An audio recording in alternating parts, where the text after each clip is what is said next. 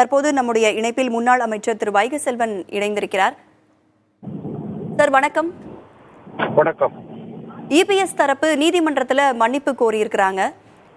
பல்வேறு கேள்விகளை உயர்நீதிமன்றம் முன் வச்சிருக்கிறாங்க. உங்களுடைய கருத்து என்ன சார்? ஏற்கனவே பொதுச் செயலாளராக பொதுக்குழு தான் அங்கீகரித்திருக்கிறது, தேர்ந்தெடுத்திருக்கிறோம் எடப்பாடி பழனிசாமி அவர்கள்.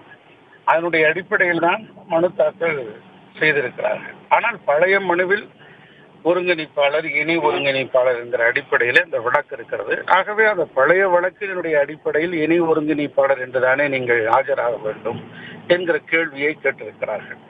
எது எந்த நிலைமையில இருந்தாலும் கூட அதற்குரிய பதிலை அண்ணா திராவிட முன்னேற்றக் கழகம் எங்களுடைய பொதுச் செயலாளர் சார்பிலே தாக்கல் செய்திருக்கிறது. இருப்பினும் பொதுச் செயலாளர் என்கிற நிலையில் தான் தற்போது தொடர்ந்து கொண்டிருக்கிறார்.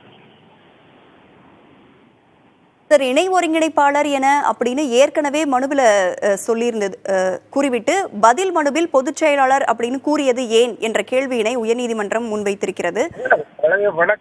பழைய வழக்கு அந்த வழக்குக்கு பிறகுதான் பொதுக்குழு நடைபெற்றது. அந்த பொதுக்குழு நடைபெற்றதனுடைய அடிப்படையில் தான் பொதுச் செயலாளராக தேர்ந்தெடுக்கப்பட்டிருக்கிறார். முறையாக தொண்டர்களால் தேர்வு செய்யப்பட்டு அந்தந்த மாவட்டங்களில் முழுமையாக தேர்தல் கழக நிர்வாகிகளால் தேர்தல் நடத்தப்பட்டு அதனுடைய அடிப்படையில் தான் தேர்வாகி இருக்கிறார்கள்.